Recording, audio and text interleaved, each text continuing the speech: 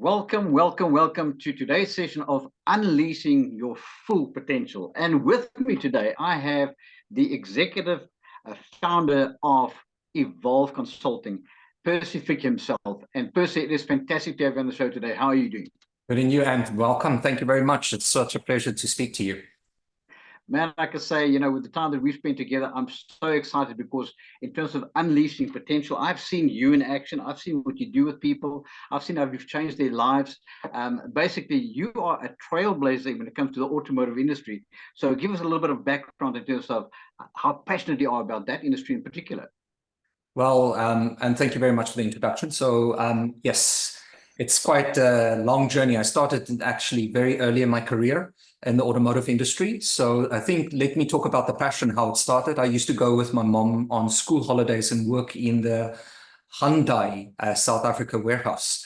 So that's where I think I really found a love for logistics. And then that eventually transitioned into me studying. And then after studies, I decided to move into the automotive industry. And that's how the career started. So it's now been, how would it say, about almost 28 years exposure in the automotive industry. So that's where the passion really started, is mom introducing me to the automotive industry, how it functions and how it works. And then obviously I fell very in love with the whole, the structure and how the automotive industry is put together. Well, that is so exciting, man. Because I must say, when I saw you in action in terms of in Dubai and Dammam and all these places, and I mean, at a stage you were so busy. I mean, one of your trainers had to go to Dammam, and you were actually in Hong Kong.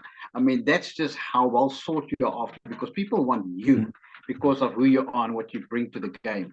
Um, so obviously, when it comes to unleashing potential, I'm speaking to the right person in terms of having been there, having done it, and having got the T-shirt. And talking about the T-shirt, on your chest is that beautiful word evolve. What is evolve about?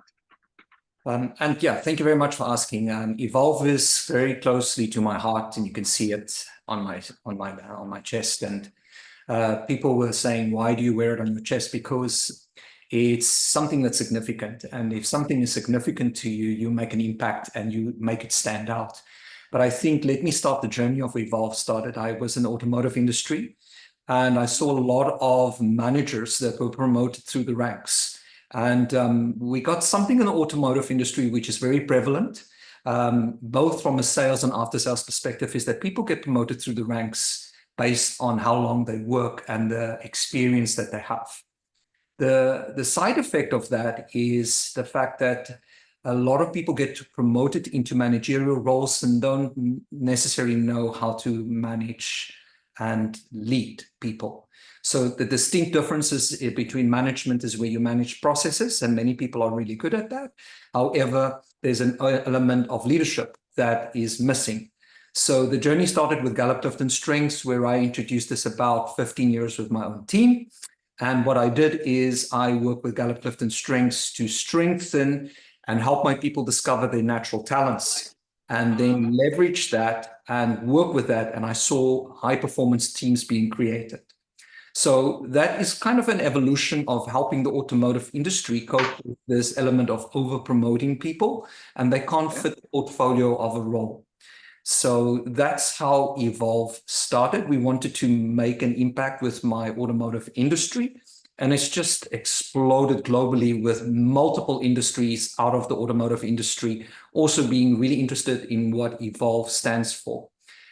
We tend to be, or stand for, people first, and then we want to change agents in a dynamic world, because the world is very dynamic. And I think it's a very nice word to use in current situations and environment, is the dynamic world portfolio, which means that people fit into environments, into culture and organizational culture. And sometimes they do very well at it, and sometimes they struggle. And that's how Evolve started. Well, what is interesting to see is that you first took your team and you put your team through the paces. Yes. In terms of setting a standard with them. And then you went out to the corporate world, where you literally found the lack of skills in terms of people are hereditary, are there. The longer they are, the better the chances are. And you sort of said, if you truly have a people first approach, surely you should have input into those people so that they can actually increase their capacity. That's what I'm seeing. Yeah, Doctor, and I also would like to elaborate a bit more on that. I think a lot what happens is that we see people moving into these roles and struggling with people. And here's the element: if Evolve is a people-first approach, or has a people-first approach, the problem is that lots of these managers don't know how to manage people and lead people. And that's what we really wanted to go into, because it affects everything downwards, and it affects the performance, it affects the engagement with customers, the interaction with customers. We're just setting people up for failure. And I really felt that need to be able to trigger that niche in terms of helping people learn from their failure, but also make sure that we have the right people in the right roles, make sure that we develop people in the portfolio of whatever role they've been appointed in. And that's why we use different assessments. We use different tools to be able to navigate people and help understand people, how they behave, what their natural talents are, and thirdly, what are their actual values and not desired values. So obviously, hearing you, I'm just getting to the point where what's coming through is the fact that you sort of focusing first on self-leadership. You cannot lead others until you can lead yourself. It's what I'm hearing between what you're saying between the lines. Would you agree with me on that? Yeah, 100%. That is absolutely correct, Dr. Ant. Yeah, please continue. There you go. I think if we just take this in a very simple format and an explanation is, I'll use the sales example. If we look at a dealership, typically how it's set up today, you've got someone, 99%, the dealer principal of an automotive dealership comes from a sales background. Okay. And here's the issue. It is very, very good, but a lot of the dealerships are driven through vehicle sales in order to push vehicles into the market and get customers to consume their products. However, there's an after-sales component to it as well, which means that there is after-service support that's required. Here's the difference. A lot of people get promoted into those roles out of a sales perspective and do not always have a keen understanding of what after-sales environment looks like. And that's also another gap that we saw. So there's a lot of gaps that we've identified in the automotive industry with that example, where we then trigger areas of improvement, how to collaborate between after-sales and sales. How do we make them work better? How do we help them function as a high-performing team so that the customer is not affected, that the customer has a greater experience in terms of this 360 value proposition that when you go to a dealership and you buy your vehicle? From the time that you saw a car on social media until the time that you repurchase a vehicle is where Evolve focuses on, to be able to create great customer experiences for customers and have a very people-engaged workforce serving those customers all the time. So what I'm definitely hearing here is that, in a sense, the person who's so sales-focused is focusing on closing the sale and getting the deal, which means top line for the company. However, it doesn't mean necessarily that there was great service towards the client that actually came to purchase the vehicle. And then when it comes afterwards, is that you now have the vehicle, and now there's even a greater demand on serving that customer's needs in terms of this is what I require. So I see that there's sort of a bit of a gap between the hard selling and the servicing of the client in terms of customer service and customer excellence. Would you agree? 100%. And I think this is where the whole automotive consulting component came from, is to help people connect, help people collaborate. And a perfect example of that is if I look at Generation X, the loyalty factor of a person staying loyal to that brand is much higher than a millennial or Generation Z.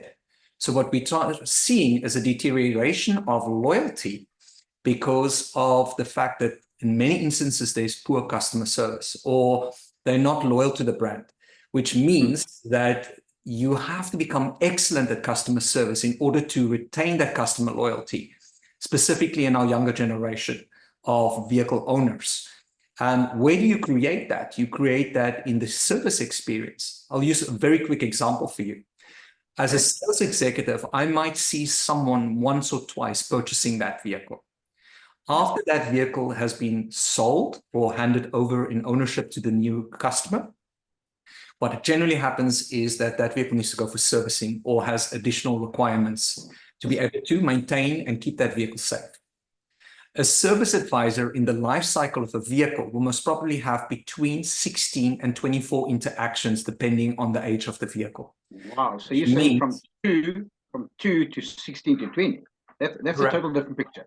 Different picture, yeah. And that's a different picture, which means that we have to become much greater at recycling the customer back in a repurchase program, which includes buying the vehicle back, which could be leasing programs, which could be buyback programs. It could be anything that brings the customer back. But what brings that customer back is the heart of the after-sales service, which means great customer experience. Because the moment or the one singular disappointment in one of those, say, 16 to 24 interactions with a client could mean that that client doesn't come back.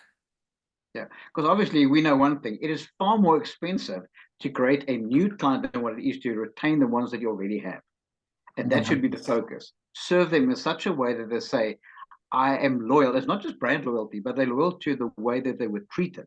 They're loyal to the way that you truly cared for their product and how you cared for them. So this basically interaction between the product that you have as well as the person that's involved, not so. Dr. Ant, I'm so glad you used the word topaz key, because that's one of the key ingredients and products that we really use. What that really helps us is deep dive between the interaction between a frontline customer-facing individual and the customer, understanding how the customer behaves. How do we interact with that customer? How do we keep that customer informed? How do we explain the invoice to a customer based on, example, a personality type? And that has been a real success story for us, because we've managed to help between sales and after sales recognize how the customer's behavior is like, whether he likes a latte, whether he wants to come in and drop his keys and go and then be texted and say, please keep me informed of my vehicle that way. So we've planted into this process of this value propositions of the customer experience, interaction points, which keeps the customer or is designed regarding or around the behavior of how that customer wants to experience the service, which is that's very interesting. That is very interesting. In fact, you know what, that sounds like a whole talk on its own. So I'm going to keep that and put it on the shelf, because I'm very impressed with what I hear, and I'd like to elaborate that. But today, I want to just bring us back to your initiation. The catalyst of what you said is that you put time into your people of training them up to a people-first portal, if I can say that, the people-first approach, to say that you need to think people first. But by doing so, I'm putting you first by training you first, because what was clear to me is that your education of your own team is really where you had as a point of departure that makes all the difference. Dr. Ant, you're so right. I think one of the components is one of the key factors for us of educating leaders and managers.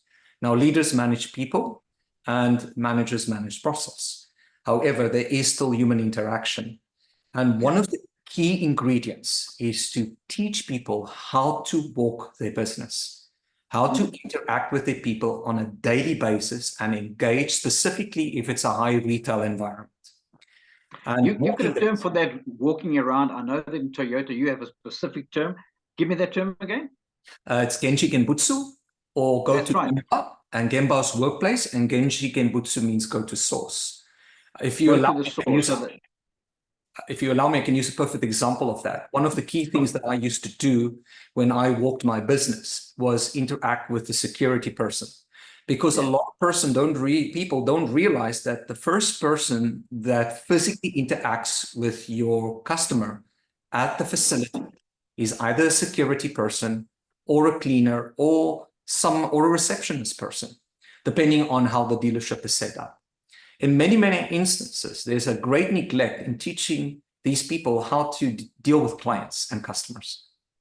They can't say the name, they can't interact with them, they can't engage with them. And then the customer says, for instance, where do I park? And someone just waves them off.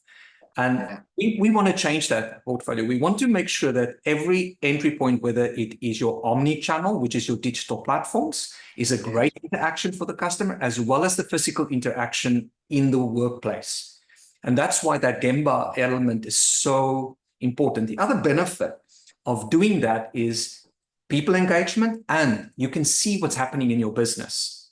Example, if you walk past a service advisor that doesn't look great today, or he's not in a great mood, or he doesn't feel good, you can have a conversation with that individual and understand what is going on with that individual today. And maybe he doesn't need to serve customers today. Maybe he needs to take a break, or maybe he needs to do something else. But the power is looking at your people, observing the processes, and even observing any deviation or in the facility, safety risks, or whatever it may be. But there's great power in teaching managers and leaders to walk their business daily and engage all the time. And that is the core philosophy of our consultation, is to teach people how to walk their business, how to interact with people, how to engage with them at all levels. You know, what comes through for me is this holistic approach of a customer experience. You know, you get somewhere, let's say you go into a supermarket. If you have one person that actually is kind to you, you sort of, oh, that was nice. But if you literally have a culture, and that comes back to company culture for sure. And I want to know whether you are involved in that, because if you have everybody from where the person was greeted at the door to the packer on the shelf to the person at the till, helps the customer to experience that they are number one and they're number key, that changes the ball game. But that has to come back to culture. So talk to me. What do you do about culture, specifically through the word evolve?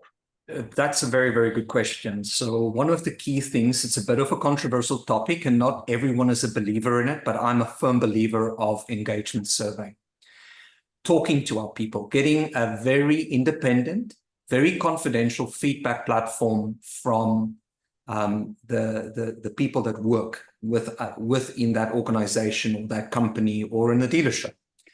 And we've done that with a few companies here, including Harley-Davidson. And we've had major success with establishing a culture from the bottom up through a vision that's cascaded down, a vision and mission that cascaded down. And the power of that is you get management or senior management or leadership to be able to engage at a lower level by having very good conversations about what are the real issues that they're facing. What are they happy about? What are they not clear about? And what are their concerns? And so I have an idea. So what you're saying to me is that that's actually what you do at Evolve, is that you have a methodology in place, survey-wise, that actually engages the people at the lower level so that the senior managers know what the junior people are really feeling. Is that correct? 100%. And then what we do is we bolt that engagement onto one of the products that we have, and we coach managers and leaders how to connect with their people. How do they understand themselves first? And that's the perfect thing, is to understand who am I as a leader or as a manager, and how does that translate downwards to the people that I serve or manage or lead on a daily basis. And the combination of that engagement survey versus the coaching and soundboarding that we do is a really great tool to connect your people at all levels, because it's just an amazing experience to see people unlocking their potential by understanding exactly who they are, taking off their masks, becoming more authentic, walking more authentic, and not just talking about it. They really walk in authenticity because they really want to make a change for their people. Here's the reality. Everyone wants to make a difference for their people. They just don't know how. And this is where we tackle that element. So what role has this played in terms of performance appraisals and performance management? Has this in any way added value in terms of really understanding better where the individual is and how they're adding value to the company? What have you done with those two in terms of performance appraisal and performance management? Talk to me about that. So out of this whole engagement element, we obviously tie that back to performance management. The reality is I don't personally like the word performance management. Performance leadership or performance development. And it's a really good tool to do that, because when you start talking about performance management, how do you manage performance? But you can develop performance. And that's a much better connection with people, because it's the historic perception of performance management is not great, because many people use it as a tool either to punish people or to get people out of the business. And that creates a very ripple effect in terms of really being authentic about what do I say in that engagement survey or how I connect with that leader. However, what we really want to do is being able to get the reality from people, understand what they want to say, then connect that with 4 competencies that we usually use, not more than that. We work then with the client to develop these competencies, and we tie back those competencies to driving the engagement survey. And that is the success recipe. And then that engagement survey is then, in that method, tied back to performance development or management. To say, I love your system. Love your system. But when we had a cup of coffee earlier on, you spoke about these 3 phases of evolve that had me really thinking. I think the first one was, are you about to evolve? Correct. And then it went into, are you evolving? Oh, that's right. And then, I have evolved, or have you evolved? So talk to me about those 3 phases, because no, we're talking about unleashing potential. We're talking about really taking people first, putting them in a category, and then doing what has to be done, which I don't know is not performance management, but performance development or leadership development rather, so that we can get them through the phases. So talk to me about these 3 phases and what the difference is in your mind as to the application of those. Fantastic. I think that is a really good question. And what I will do is start off, a lot of people fear the word change. So evolution or evolve is a much better word that resonates with people, because evolution means something different to change, even though it is change. And people hate change. You know, the only thing that's constant is change, but people hate it. Doesn't matter where you go. And the other word that is very toxic is the word transformation. And I'll tell you why. Because people start transformation without considering people, or leadership doesn't always place people as the first point of transformation. And the success story that we've had with our clients is that they put people first.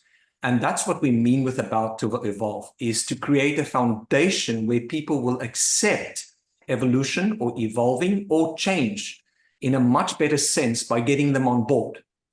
The reason why this about evolve factor or slogan is there as the first phase of our interaction with our clients is to make sure that we prepare people to be able to accept the change that the company is going to go through.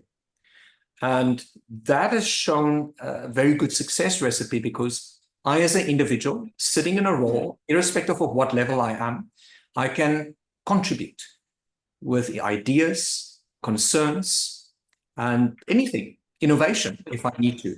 So it doesn't matter what the level is. What you're saying is it is just it's a mindset approach in terms of everybody engaging at whatever level they are, and saying, I am about to evolve. In other words, what can I bring to the solution so that we can actually make a difference or add to the bottom line, or whatever you do. Is that correct? Correct. So that is the about evolve phase. The second phase of that is I am evolving. And what we do by that is, once we've got the team ready to accept transformation, this is where we start slotting in performance management or performance development. Because then it means that we have measurables to be able, or OKRs or KPIs to drive the business forward through a measurable. Set smart goals. Set smart competencies to be able to drive the business forward. Then the last phase of that is we have evolved. Once we feel that the first phase and the second phase in combination has been successfully achieved, the last phase is then I've evolved, where we work very closely on a consultative basis with the client, deep diving into processes, deep diving into customer experience results, customer surveys, and then translating that back into developing processes that is standardized so that we can measure the output of, or see whether that process really works. The wonderful thing is the process in the beginning and then about evolve and I'm evolving means now we have the input from people to be able to design that process, because they walk that process every day. Beautiful thing is they own it, and it creates accountability with that individual because they had an active contribution in developing the process. Wow.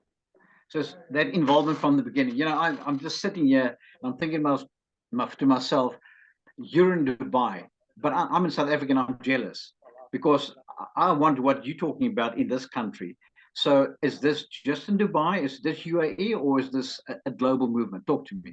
So this is a global movement. So we're expanding into South Africa at the moment and into Africa. We've touched the markets of India already through various of the key luxury retail automotive dealerships, including Porsche. We have done Mauritius, La Réunion Island. We have been in Saudi. We've been in, where else? Singapore with Harley Davidson, where we worked with them. And yeah, so this is a really global movement in terms of really trying to get this understanding into the automotive world. Now, here's the key thing, Dr. Ant. Everywhere I go, whether it's India or Singapore or Mauritius or South Africa, everyone has the same problem. Every single one has the same concerns, the same challenges, the same issues in terms of how they connect sales and after sales.